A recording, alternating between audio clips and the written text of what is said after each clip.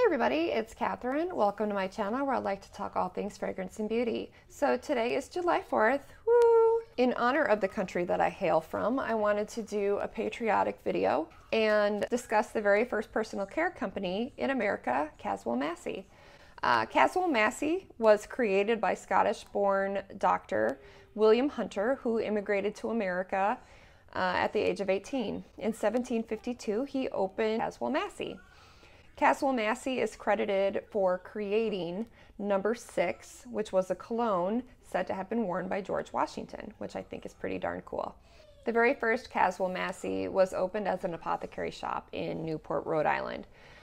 I have always been rather interested and intrigued by history, and sometimes it's those small details that you learn of someone when, stitched together and all the pieces get put together. You can kind of get a true idea of who that person was. How a person smells is really one of those pieces that really gives you an idea of who the person is or was.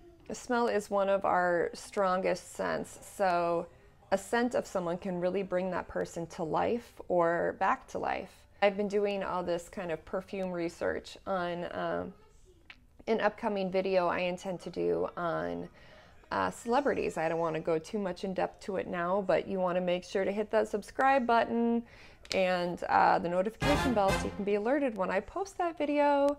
In doing so, I ordered a bunch of samples, and one of the samples, I smelled it and I'm like, oh my gosh, I know this scent. And light bulb goes off and I identify it, and it was a similar scent, not the exact one, but it was a similar scent to what my mom would put on when I was really little, and she'd go out for a date with my dad. But point being, it brought me right back to that moment, and scent has the capability of doing that, provides someone with an immortal identity in a way, which is part of the reason that Caswell-Massey and number 6 is so intriguing to me, because you really don't, or at least personally, I don't, know those personal details about George Washington that really create more of a realistic idea of who he was.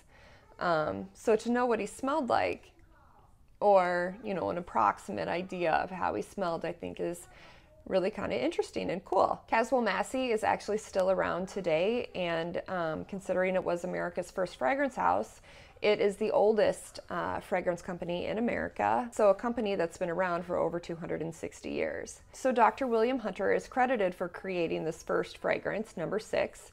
It's a crisp citrus that's still for sale today. It's a perfect scent for summer or spring because it does have so many of those crisp, cool citrus notes. It starts off very bergamot and lemon and neroli, and over time dries down to more of a rose, musk, and myrrh type scent. I actually purchased it for my father because he loves history and is the president of his homeowners association. So it was kind of a joke, president of HOA and George Washington's first fragrance, obviously the first president of the United States. So other notes in number 6 include neroli, bergamot, rosemary, narcissus, amber, rose musk, myrrh, and has 22 other secret aromatics used to create this number 6 fragrance. It apparently was based off of an English blend, or is said to evoke the aura of what an old school barbershop in the Revolutionary War would have smelled like. So, as I said, it was George Washington's favorite fragrance, and he apparently was so in love with it, he is said to have gifted 2 cases of it to the French General Marquis de Lafayette in appreciation for help in supporting him during the Revolutionary War.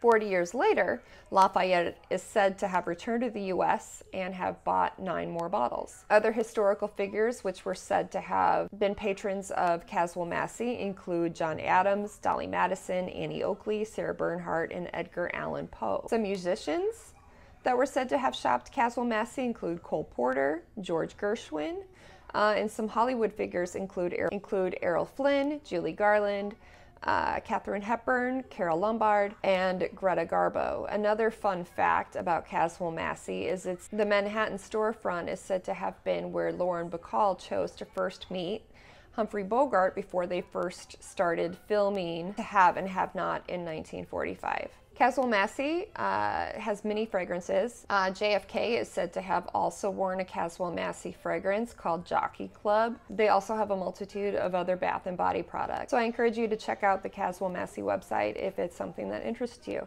So again, the fragrance we talked about today was number 6, which would be an absolute perfect summer scent for you if you're looking for something crisp and fresh and just, you know, cool and inviting. It's a great day scent. You know, heat tends to bring out fragrance, so it'd be a scent that's still very enjoyable if it was amplified with the heat. Again, I have many more ideas for videos that I intend to create and get out there in the next coming weeks, so please make sure to hit subscribe so you can stay up to date with my content, and make sure to hit the like button because it really helps me out with the YouTube algorithm.